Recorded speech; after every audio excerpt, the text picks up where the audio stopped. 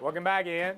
If one were to write a book on the perfect teacher, Nice job. may we offer up Brian Taylor He's just the funniest. as its protagonist. He's one of the most magnetic, charismatic teachers that we have here. A sarcastic and caring history buff who teaches about the past He has obstructed administration of justice. while focusing on the future. Found my meaning in life, and it's to help other people find theirs. Is invested in the students' lives. And that's why Mr. Taylor hasn't missed a single graduation at West Ottawa High in 17 years. Literally goes to every event. It's quite ironic So who was right?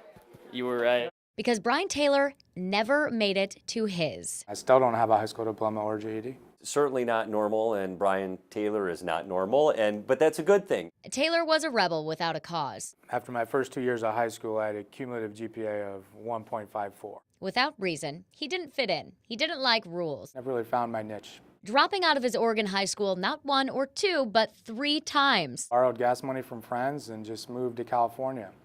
And I decided I would just start over wherever I ran out of gas and money. He ended up near Santa Cruz, broke with no home. Borrowed a sleeping bag from my grandma, and it was cloth, and I slept on the beach, and I forgot all about high tide, so the water came up and woke me up because I got all wet, and it took about a week before the sleeping bag dried. Thirsty for a job opportunity, he started working in a factory. You know what?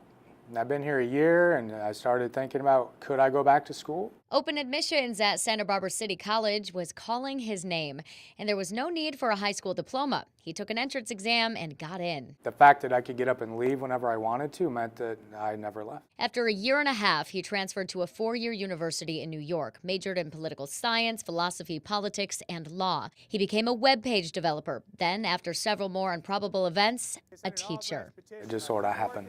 After 8 long years of school, lesson learned, teaching was his passion. When I got hired, but our superintendent did not know about that. So she had my transcripts laid on the table and said, I see you started going to high school in Oregon, and then you went to California, you went to New York.